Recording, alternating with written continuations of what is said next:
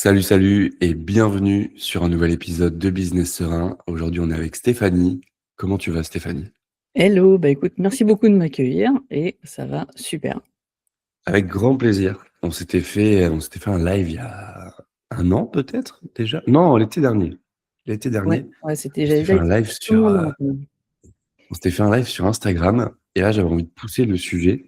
Toi qui es photographe, qui est dans le branding pour les entrepreneurs, vaste sujet, on a plein de trucs dont on a discuté en amont. Mais j'aimerais savoir qu'est-ce que tu as sur le feu en ce moment, toi de ton côté? Et ben, sur le feu, je suis en train d'étoffer mon offre. J'ai mon offre principale qui est le shooting immersion branding, où justement, j'accompagne les entrepreneurs du web, les coachs, formateurs, mentors, toute personne en fait qui a besoin d'avoir une présence en ligne et de montrer son image en ligne de façon, authentique et sincère. Je les accompagne à travers, un shooting, on va dire signature, où je suis dans leur univers. C'est moi qui me déplace chez eux, pour, les mettre en valeur et qu'ils aient vraiment une banque d'images personnalisée qu'ils puissent utiliser tout au long de l'année. Et à côté de ça, je suis en train de décliner l'offre de différentes façons, en fonction des demandes qu'on a pu me faire. Trop cool. J'ai déjà plusieurs questions qui me viennent, mais j'aimerais savoir, parce que ça fait un petit moment qu'on se connaît déjà, j'aimerais savoir comment toi tu as fait pour déjà te dire que la photographie que t'aimes, tu vas en faire ton métier, alors que c'est quand même un marché où il y a beaucoup de monde. Comment t'en es arrivé à cette réalisation de ton côté? Bah, la réalisation, enfin, c'est un très, très long chemin là, à ce niveau-là. C'est que, moi, je suis une passionnée de photo, depuis que j'ai, 12 ans, on va dire. Donc, je suis tombée dessus, grâce à un papa qui est un geek aussi. Ça vient de quelque part, cette appétence-là, qui m'a laissé bidouiller sur ses appareils et ainsi de suite et puis, au fur et à mesure du temps, j'ai eu mon premier appareil, tout basique. Ensuite, j'ai eu un appareil un peu plus poussé et ainsi de suite. Mais c'était vraiment du loisir, de la passion, je regardais les tout premiers, tutos YouTube quand ça a commencé à arriver, donc vraiment ça remonte à quelques années, je me disais: «Ah, ça pourrait être bien de voyager, de faire de la photo», mais vraiment il y avait ce côté, sympa quoi. Mm. Sur mes voyages, je prenais mon appareil, j'en profitais aussi pour me poser un petit peu, mais ne venant pas d'une famille d'entrepreneurs ou de enfin voilà, j'avais une voie plus ou moins toute tracée, à côté et ça m'a jamais trop effleuré l'esprit, jusqu'à ce que je découvre il y a une dizaine d'années l'entrepreneuriat en ligne via notamment Antoine BM, et la vente de formation en ligne et là je me suis dit: «Mais en fait j'ai une compétence, pourquoi pas potentiellement la monétiser?» sans avoir forcément déjà travaillé en tant que photographe, hein, ça restait vraiment du loisir et à côté j'avais, ma vie, on va dire salariée classique Mm. et c'est quelque chose qui est monté, qui est une petite graine qui a été plantée et qui vraiment, s'est développée avec le temps. J'ai commencé par avoir une chaîne YouTube, ça peu de gens le savent. Ok. J'ai fait une vidéo par, semaine pendant un an. Donc sur ma chaîne YouTube, il y a 52 vidéos. Vraiment, je crois qu'on en est là. Bah, dans la foulée, je suis devenue maman. Donc j'ai mis, pas mal de choses en pause parce que ça chamboule pas mal le quotidien. Quand la première fois que j'ai dû retourner au travail et laisser ma fille, chez la nounou à l'époque, ça a été tellement un crève-cœur que, je me suis promise que quand elle rentrerait à l'école, je sortirais du salariat d'une façon ou d'une autre. Donc globalement, j'avais 3 ans devant moi. Parce que ma fille est de juillet, j'ai laissé chez la nounou, il était en octobre. Donc, voilà. Long story short, ça a pris 3 ans de plus parce que je suis sortie du salariat en octobre 2023. Donc je te dise pas de bêtises, j'ai des gros problèmes avec les dates. Enfin bref, à son entrée en CP, à quelques jours près.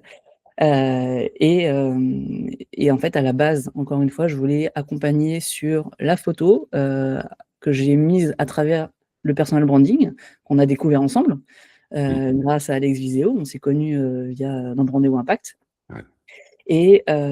la photo était toujours pas très, très loin, mais je me suis dit: «Je vais apprendre aux entrepreneurs à faire des photos avec leur smartphone». Sauf que ça les intéresse pas forcément, ils ont plein d'autres trucs à faire lors d'une discussion avec l'une de mes mentors la première cliente du shooting immersion branding justement, Charlotte Apieto, elle me dit: «Mais en fait, pourquoi tu développes pas la photo?» Elle fait: «Franchement, tes photos, elles sont top, tu as vraiment un truc à faire. Enfin, ce que tu m'as proposé, je suis sûre qu'il y a plein de monde qui peut en avoir besoin». Et là, j'ai fait: «Ah ouais?» peut-être.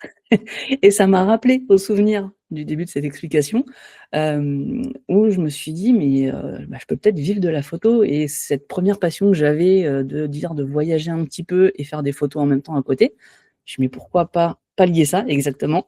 On fait, vraiment un bon mix, tu secoues, ça fait des chocs à pic, comme on dit et donc j'en suis venue, à la photo de personal branding pour les entrepreneurs du web, parce que vraiment j'ai découvert l'entrepreneuriat avec ça et ça me passionne et ces gens me passionnent aussi, c'est quelque chose de commun.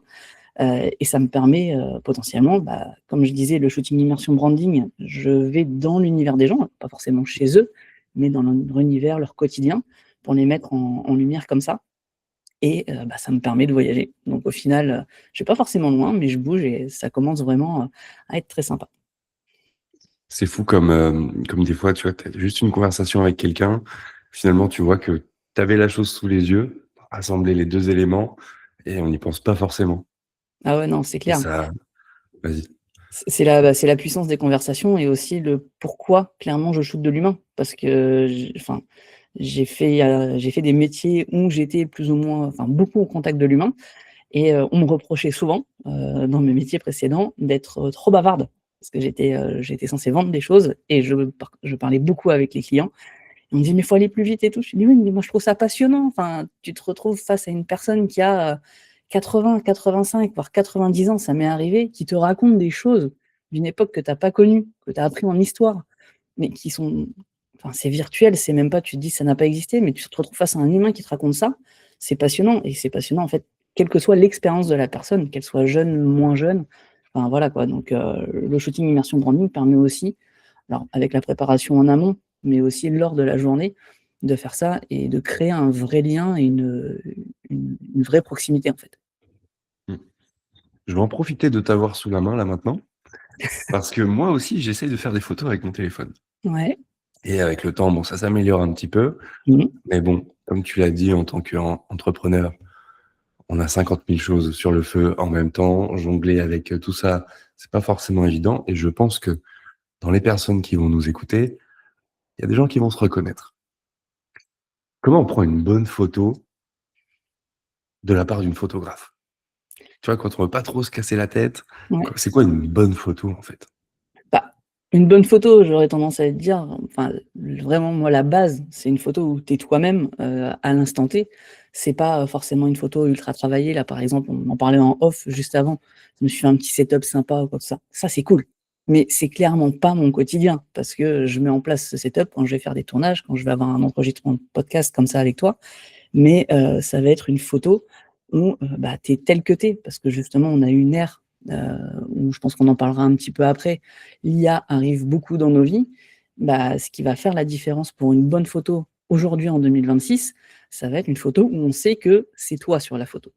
Après, tu as le côté un petit peu technique, je vais te montrer un truc tout bête. Sur le téléphone, faut aller, geeker dans les réglages, mais tac, tu vas avoir je sais pas si ça se voit. Tu vois ici, il y a une grille, La grille, ouais. la fameuse Ouais. grille. En fait, tu l'actives dans tes réglages, quelle que soit la photo que tu fais, le point d'intérêt que tu veux mettre, tu mets sur l'une des 4 intersections qu'il y a sur la grille. Alors rien que ça, tu vas level up tes photos fois 10 par rapport à, quelqu'un qui essaye de prendre une photo comme il peut. Essaye juste de faire un selfie sans la grille et faire un selfie où tu mets un œil sur l'un des carrés, tu vas voir que ça va pas rendre la même chose. Et après, la photo, vraiment le mot photographie, ça veut dire écrire avec la lumière. Donc le conseil, c'est d'avoir un minimum de lumière ou une bonne lumière, une lumière naturelle et pas une lumière qui soit trop dure. Parce que par exemple, si je fais ça, tu vas le voir très, très vite. Regarde, moi ça me fait mal aux yeux, mais d'un coup, j'ai été beaucoup trop, illuminée et là, quand je gère un petit peu la lumière, donc un petit peu douce, un petit peu soft, on est pas mal. On a ce qu'il faut en fait, il y a pas besoin de plus. OK, bon, déjà ça me rassure parce que le truc de la grille, c'est la seule chose que j'ai gardée d'une formation que j'avais pris en ligne il y a quelques années et c'est vrai que ça fait la différence. Ouais. Si tu nous écoutes, toi, en podcast, sache que tu as la vidéo sur YouTube et ça peut être plus simple pour, quelques explications qu'on va se donner ici. Ouais, c'est vrai que la photo, c'est très visuel quand même de base. Et au-delà de la partie technique, moi je prends il y a un truc qui me vient, c'est que quand je prends une photo, je me dis: il y a toujours un petit détail que tu aimes pas. C'est le petit angle qui va pas, le petit truc qui dérange. Comment toi, tu amènes les gens à être à l'aise? Parce que j'ai vu certaines de tes photos et c'est vrai qu'elles sont canon. Comment tu arrives à amener des entrepreneurs, ici on parle de ça, dans les bonnes conditions, on va dire? Est-ce que c'est la conversation dont tu parlais tout à l'heure que tu adores faire pour creuser, apprendre des choses? Ou est-ce que ça passe par autre chose? Bah, tu as mis le doigt sur, mon secret principal, c'est justement la conversation. En début de shooting, j'ai mon appareil à la main, mais je ne te fais pas de photos pendant un quart d'heure, 20 minutes, on discute. Alors les gens que j'ai déjà rencontrés, c'est un peu plus simple parce qu'on prend des nouvelles et ainsi de suite. Il faut savoir que les premières photos, je les fais, vraiment, c'est un mot de boomer, mais j'aime bien ce mot-là, je les fais en loose day. C'est que je commence, je fais: «Ah attends, je fais quelques réglages» et en fait, je suis déjà en train de shooter. Donc la personne, elle voit l'appareil face à elle, elle sait pas qu'elle est en train d'être prise en photo et 2 minutes après, je fais: «Mais tiens, regarde, j'ai déjà des photos». «Ah ouais, tiens, c'est pas mal» et en fait, ça poum, tu étais là, tu étais face à moi, tu as fait des photos, bah, ça va en fait et donc voilà et après, c'est principalement, de la conversation. Là, je te donne une exclue, je suis en train de mettre en place un setup justement pour, filmer mes shootings avec le point de vue que j'ai et en même temps le point de vue que la personne a sur moi pendant les shootings.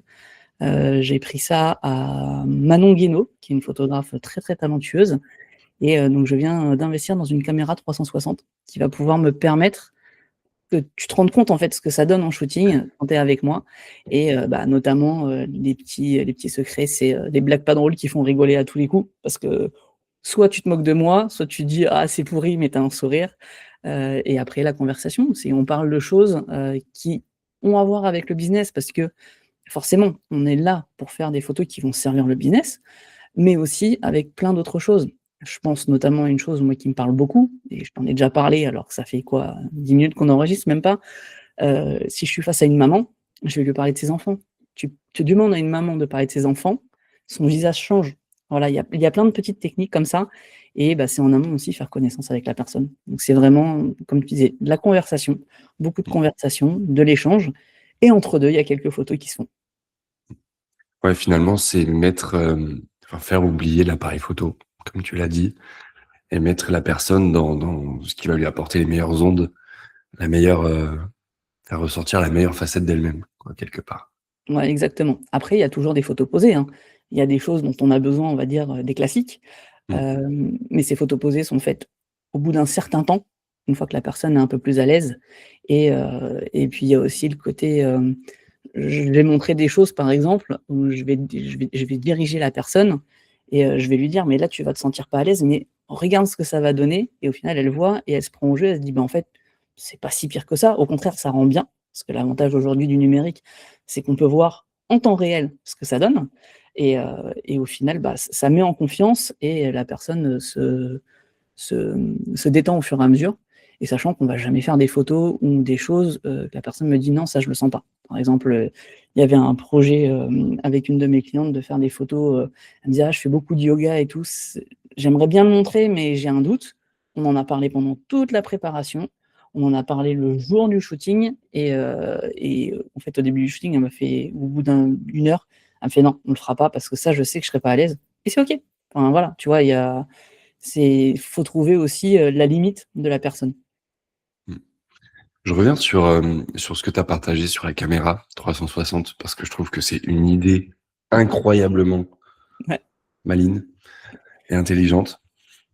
Parce que finalement, la photo, bah, on peut tous dire: «Oh, c'est une belle photo, ça rend bien et tout». Mais le plus intéressant, c'est comment tu en arrives à prendre cette photo. Et ça, je trouve en termes de contenu et c'est quelque chose que j'essaie de pousser sur le podcast avec les invités et que j'essaie de faire comprendre à celles et ceux qui nous écoutent, c'est que bien souvent, les coulisses sont tout aussi intéressantes que le résultat final, voire plus.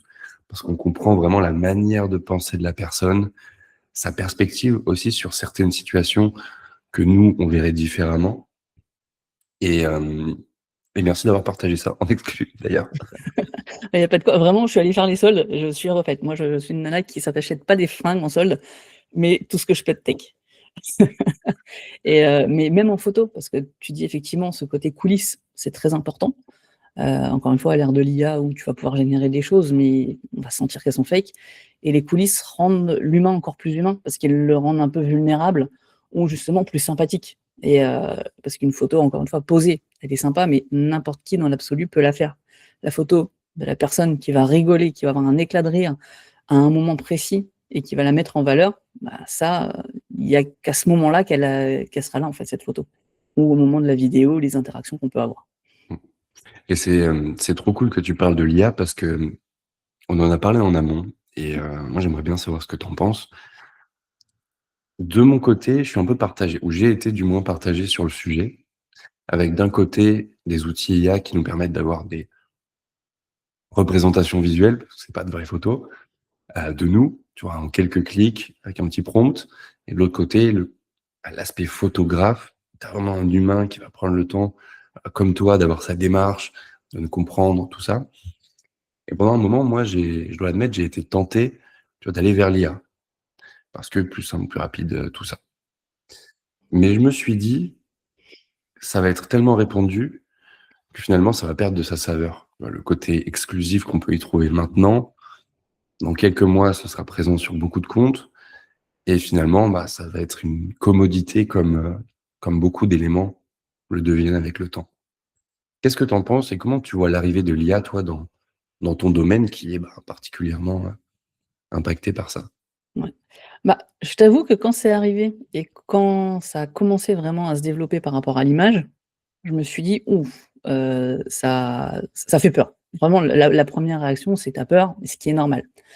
Et au final, je me dis qu'on vit en fait dans une époque qui est un peu étrange, parce qu'on n'a jamais eu autant d'images à disposition et pourtant on n'a jamais eu autant de doutes sur les images qu'on peut voir au quotidien. Parce que je pense que toi aussi, quand tu scrolles un petit peu sur Instagram, sur YouTube ou quoi que ce soit, il y a des choses aujourd'hui qui sont très mignonnes, mais si tu as un peu de bon sens, tu te dis: «Mais c'est pas possible».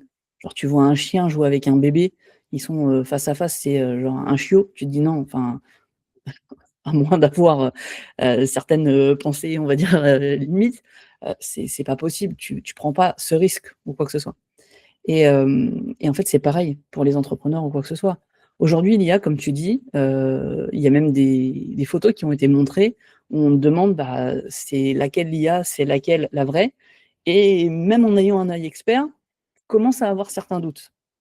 Donc aujourd'hui, avec l'IA, tout le monde peut avoir l'air professionnel, l'air inspirant, l'air crédible. Ça, c'est pas le souci et ça peut aider. Moi, la première, hein, quelqu'un qui me dit: «Non, je suis vraiment, vraiment trop, timide, qui a des trop grosses barrières ou quoi que ce soit», je lui dis: «Bah, écoute, fais quelques photos qui sont bien, sers-toi de l'IA et ça ira». On va pas Je vais pas dire qu'on va pas pouvoir travailler parce que c'est des personnes qui ont une résistance, qui va être trop grande, qui malgré tous les petits hacks que j'ai partagés avant, on n'arrivera pas à quelque chose de, super, super authentique. Mais en fait, ce que je constate sur le terrain, c'est totalement autre chose. Les gens, ils cherchent plus à être impressionnés, à moins d'avoir, par exemple, des campagnes de lancement d'une grosse formation ou, je pense à Solène Feg qui en fin d'année là, a fait, un gros lancement où tu la voyais en vidéo, en photo, habillée en pirate, tu aurais cru qu'elle sortait, de Pirates des Caraïbes. C'est sympa, pourquoi pas, mais tu sais pertinemment que c'est faux. Donc ça sert une mission, ça sert un message, mais derrière, tu sais que c'est pas elle. Et en fait, ça impressionne, mais les gens, ils cherchent plus forcément à être totalement impressionnés. Ils cherchent surtout à reconnaître la personne derrière l'image. Et c'est là qu'on revient au personal branding et au personal branding que j'appelle moi authentique et sincère. Parce qu'en fait, à l'ère de l'IA, la vraie différence, c'est pas la créativité. On en a tous et toutes de la créativité, surtout avec ce genre d'outils entre les mains. En fait, c'est la cohérence humaine dans l'image et surtout la cohérence dans le temps. Parce que grâce à l'IA, tu vas pouvoir gommer des choses, certaines rides, par exemple, chez les femmes, on fait très attention à ça. Tu vas pouvoir t'amincir, tu vas pouvoir, je sais pas moi, tu as un petit bouton, ou tu as une cicatrice que tu arrives pas trop à assumer, tu vas l'enlever. Sauf que la personne qui va te rencontrer après, à un séminaire, à un sommet, il va se dire: «Bah, ouais, c'est la même personne, mais il y a un truc bizarre», tu vois? Il y aura pas ce côté humain, ça va enlever une partie de l'humain et donc c'est pour ça que moi, je suis persuadée que la photo en elle-même et encore plus en ce moment, elle a sa place.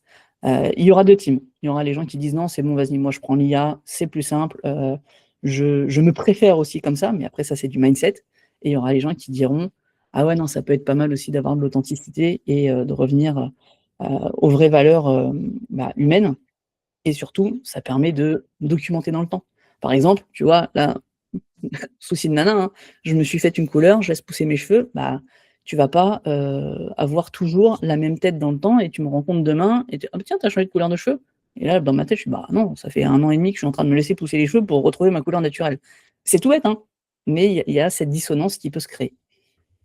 Ouais, et tu as mis le doigt sur un sujet que je trouve très intéressant, qui est de conserver ce lien humain, notamment à travers la photo, parce qu'on est de plus en plus avec l'IA, mais pas que dans la photo, dans tous les domaines, dans l'écriture aussi, on est de plus en plus confronté à des choses qui sont lisses, qui sont travaillées, qui sont aussi copiées-collées de plus en plus. Ouais, C'est une réalité, il y a beaucoup de gens qui pompent chez les autres. Alors on n'est pas là pour leur faire un procès, mais je pense que ça va desservir ces gens-là à force. Et je trouve que ramener, comme tu le disais, petites cicatrices, petites imperfections, enfin, en fait, juste faire le pont entre toi et les gens en assumant ces imperfections, même si toi, bah, avec le temps, la plupart du temps, c'est pas une imperfection, c'est juste là. C'est aussi une grande force que moi je vois arriver dans le marché. Comment tu arrives à connecter avec les gens et parfois avec des photos. Moi, ce que je kiffe le plus, c'est des entrepreneurs qui se mettent parfois avec des photos où ils sont pas du tout à leur avantage, tu vois, avec une capuche comme ça, tu sais, un double menton pour illustrer un truc un peu d'amusement, une connerie, un truc comme ça. Et moi, je sais que c'est très personnel, mais c'est ce qui m'accroche le plus. Parce que je me dis, la personne, là, en fait, je vois la vraie personne, tu vois. Je vois la personne que je pourrais voir si on était, je sais pas, si on se croisait dans la rue et que t'as un peu la tête à l'envers parce que t'as mal dormi la veille. Et tu sais, il y a un vrai lien comme ça. ouais, Plutôt que d'avoir un truc tout lisse, de pirate, par exemple, comme tu disais tout à l'heure, où la personne est parfaite, t'as l'impression qu'elle sort d'un film. Donc, je trouvais ça très pertinent. Merci de l'avoir amené sur la table. ouais. Je veux juste en fait, enfin, conclure avec une phrase en fait qui va résumer ma pensée. La photo au final, elle est pas là pour convaincre, mais elle est là pour rassurer justement, pour recréer ce lien humain. Parce qu'elle se génère pas la photo, la la confiance pardon, tu vois? On génère une photo par l'IA, mais la Mmh. confiance, tu vas pas pouvoir la générer, tu vas être obligé de la construire sur le temps et c'est là que justement la vraie photo va, prendre sa place. Tout à fait. J'ai, j'ai un petit jeu pour toi, qui est la roue. La roue, je vais te partager mon écran. Ouais, Je te laisse me confirmer que tu le vois bien apparaître de ton côté. yes, c'est tout bon. Alors, on a quelques mots ici. Ouais, Derrière chaque mot se cache une question particulière. À ton top, on va lancer la roue et on partira sur le mot en question, la question qui se cache derrière. Et à partir de ce moment-là du podcast, je sais pas où on va, en roue libre. en roue libre, OK, complètement. ouais, ça me va. Allez, à ton top, je lance la roue. Bah, top,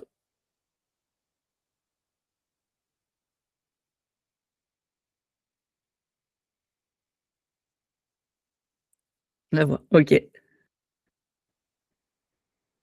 je t'entends plus. Alors, Je pense c'est de retour. c'est tout bon. Ouais, Ah, ok. Bon, ça a fait sauter le micro. bah, c'est pas grave, ça arrive.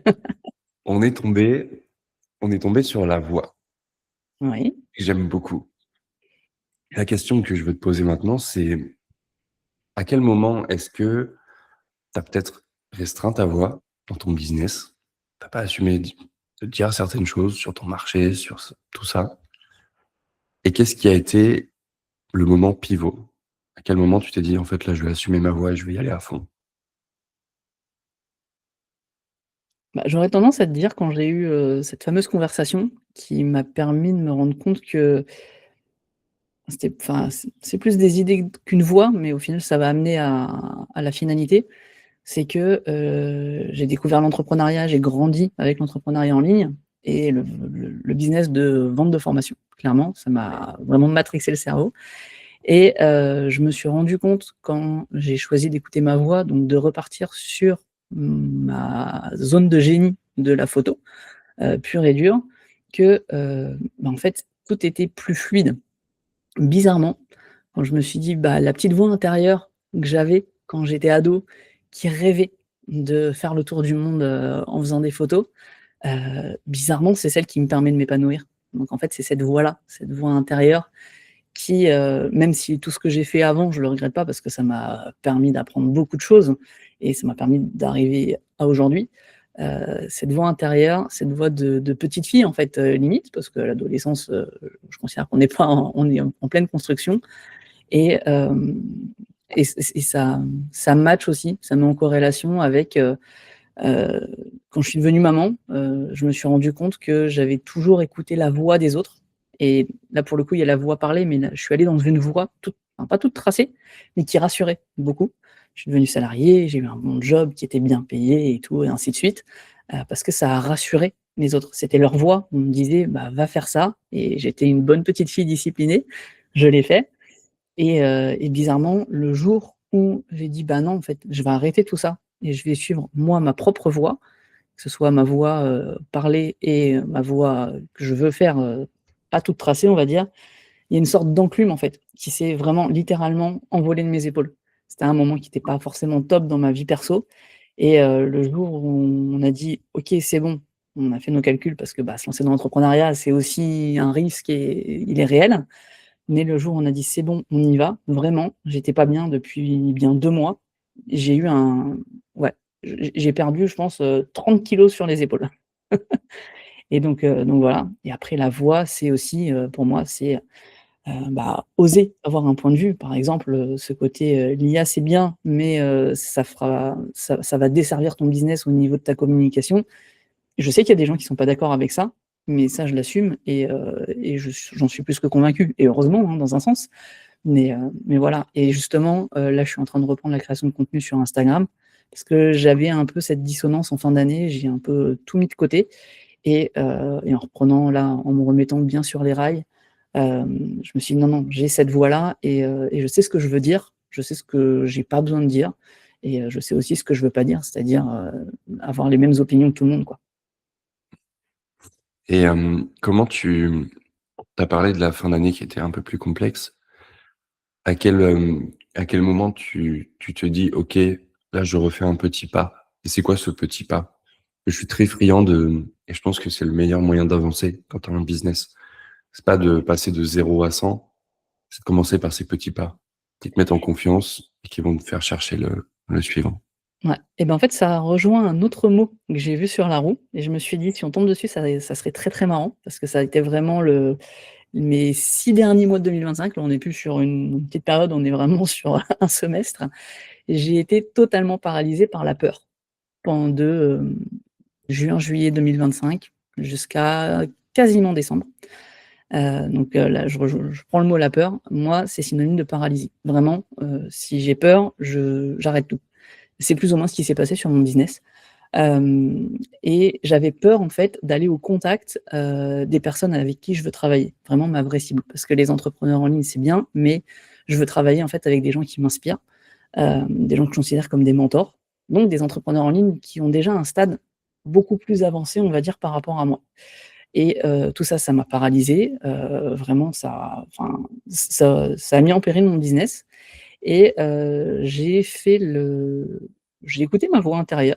J'ai pris, des places pour, un événement, en physique, qui est le Bee d'Aline Bartoli de The Bee Boost et il y avait, une journée mastermind et cette journée mastermind, si, j'avais écouté ma peur, j'aurais jamais pris ma place et j'ai écouté ma voix et je me suis dit: «Je peux avoir ma place là-dedans». Donc je me suis offerte et j'ai investi sur moi sur cette journée, en plus et bah, j'ai bien fait parce qu'en fait, cette journée a totalement fait péter toutes mes barrières de peur. Donc je me souviens plus de ta question de base. Si, c'était, les moments difficiles, de 2025. Hem, à partir donc de fin octobre, j'ai eu en fait des insights où on m'a donné deux trois punchlines et deux trois idées où j'ai fait: «Bah, ouais, c'est pas con ce qu'on me dit». Par exemple, je disais: «J'ai peur d'aller au contact de cette cible que je considère premium». Et il y a une personne qu'on connaît en commun, Vanessa, Boyer, justement, et qui, elle, est anciennement Douce Alternative, qui elle prône l'IA au niveau de l'image, qui m'a dit, elle fait: «Mais tu as une compétence, juste une question. Est-ce que les gens avec qui tu veux travailler ont cette compétence?» C'est ce genre, tu sais, de petits déclics, de petites Mmh. questions qui te Ouais. font sur le moment, hein, sur le moment même, j'ai fait: Bah non, en fait. Tu vois, c'est OK, on y va. Il y avait un coach mindset qui m'a, fait un petit cours sur la peur et qui m'a dit: «Mais pose-toi et vois ce que ça donne» et tout ça, ça a infusé et depuis, donc j'ai été vraiment, dans le dur de mi-juillet à mi-décembre. Ça a été très compliqué et depuis mi-décembre, en fait, j'ai laissé tout ça infuser et là, je suis sur vraiment une nouvelle énergie où je suis, inarrêtable. Je vais aller prospecter des gens avec qui j'aurais même pas osé, penser parler un jour, tu vois? Il y a vraiment ce côté ce switch qui s'est fait et donc ça remet tout sur les rails. Alors ça va pas se faire en 2 jours, mais je suis persuadé que maintenant, ça va rouler beaucoup plus facilement. Je pense aussi et je pense que tu viens de lâcher, moi, ce que je considère comme s'il y a un hack pour avoir des clients dans l'entrepreneuriat, c'est celui-là. C'est-à-dire être capable de se mettre dans les environnements où les gens avec qui tu veux bosser évoluent. C'est pas toujours évident parce que dans le business en ligne, il y a beaucoup de virtuel. Mais lorsqu'il y a des événements comme ça, pour moi, c'est vraiment un des trucs qui a fait la différence aussi. C'est en fait d'être dans ces environnements-là. Un sommet, un événement, une retraite, peu importe. Et en fait, de parler aux gens. Mmh. De parler aux gens sans avoir forcément l'intention de les signer. Parce que ça, c'est probablement la pire idée à faire. La pire des choses à faire. Mais ne serait-ce que d'écouter et de comprendre comment pensent les gens que tu veux aider. Derrière, bah, c'est l'autoroute, comme tu l'as dit, pour faire péter tes peurs, avoir des opportunités, avoir des petites questions comme Vanessa t'a partagé, Mmh. et qui, elle, pour le coup, c'est hyper intéressant que tu en parles parce qu'elle est vraiment de l'autre côté du spectre de la photo. Elle est à fond sur l'IA. Ouais. Et c'est vraiment le truc qui, je pense, peut t'aider, toi qui nous écoutes. Si tu te demandes un peu comment atteindre finalement les personnes que tu as envie d'aider et qui peuvent être impressionnantes parfois parce que dans le business, elles sont plus avancées, si on peut dire. Ah, c'est ça et vraiment la question de Vanessa, moi, elle a remis tout en perspective. C'est est-ce que la compétence, ta zone de génie, ton expertise, les personnes avec qui tu rêves de travailler dans l'absolu, elles l'ont. Alors potentiellement, elles peuvent connaître des personnes comme ça, mais sur 99 du temps, la réponse, ça va être non. Donc après, c'est juste une question de temps et d'aller, comme tu dis, au contact de ces personnes-là, se dire, bah, à partir de là, en fait, tu as le côté, j'avais vraiment ce côté syndrome de l'imposteur parce que je suis pas à leur niveau et bah, j'ai pas besoin d'être à leur niveau parce que si j'inverse le truc, elles, au niveau photo, elles sont loin d'être à mon niveau, tu vois? C'est pas de l'ego, c'est du concret et à partir de ça, tu fais: «Bah, ouais, non, c'est bon, on y va, quoi». Mm. Et, euh, et je complète et je vais finir là-dessus. J'ai lu une phrase hier, j'étais avec un mentor et il y a une phrase qui m'a percuté. Parce que quand en fait, les gens ne cherchent pas la meilleure offre, ils cherchent le meilleur moyen de combler le fossé entre là où ils sont et là où ils veulent aller. Que ce soit dans la photo, que ce soit dans le mindset, le coaching, tout ce qui touche à l'holistique aussi. Parce que je sais qu'il y a beaucoup de personnes dans l'holistique qui nous écoutent. Et on leur fait un gros bisou. Vous savez que vous Ouais, êtes mes chouchous. clairement. Et les gens ne cherchent pas forcément la meilleure offre ou le meilleur truc. Ils cherchent le moyen le plus simple de sauter ce fossé entre là où ils sont aujourd'hui et là où ils veulent aller. Mmh. C'est votre seul job. C'est la base du copywriting ça, non? Tout à fait. Tout à fait. J'ai quelques restes. On boucle la boucle.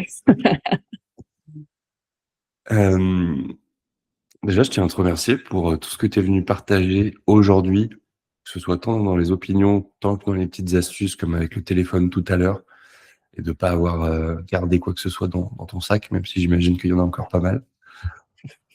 Si on C'était veut, une petite partie. c'était une petite mise en bouche. C'est ça, Maintenant, exactement. si on veut en savoir plus sur soit ce que tu fais, soit comment on peut bosser avec toi, où est-ce qu'on va aujourd'hui? Bah, sur Instagram, c'est clairement mon réseau de prédilection. J'ai tenté LinkedIn, mais vraiment, j'y arrive pas. Ouais, Et pareil. je suis en train, bah, justement, ça fait un petit moment que j'ai pas publié grand chose, mais j'y suis toujours un petit peu en story, je réponds à tous mes DM, et c'est en train de repartir justement, bah, avec la création de contenu, et justement, j'écoute ma voix, c'est que j'ai eu pas mal d'idées. Je me disais: «Mais je suis qui pour, penser ça, pour faire ce type de contenu?» et ainsi de suite et au final, en mon fort intérieur, je sais très bien que ça va intéresser les gens et notamment du partage de coulisses il va bientôt y avoir la façon dont a été créé le shooting immersion branding, parce que souvent on propose des offres, on propose plein de trucs, mais moi j'aime beaucoup accéder aux coulisses de d'où vient l'idée, comment ça a été fait, et ainsi de suite. Et donc ça, c'est sur le feu en ce moment. Et après, on discute en DM avec grand plaisir. Sur le côté échanger et découvrir les gens, ça va avec, même si c'est en virtuel. Moi, j'ai trop, trop, trop hâte de voir ce format coulisses avec ta caméra 360 dont tu as parlé. Je mettrai tous les liens vers ton Instagram et éventuellement autre chose si après on se dit qu'on veut pousser autre chose en description de l'épisode, que toi qui nous écoutes, tu sois sur YouTube ou tu sois sur Spotify, peu importe. Merci encore, Steph. Et Merci à puis toi. merci à toi de nous avoir écoutés. Bye. Ciao, ciao.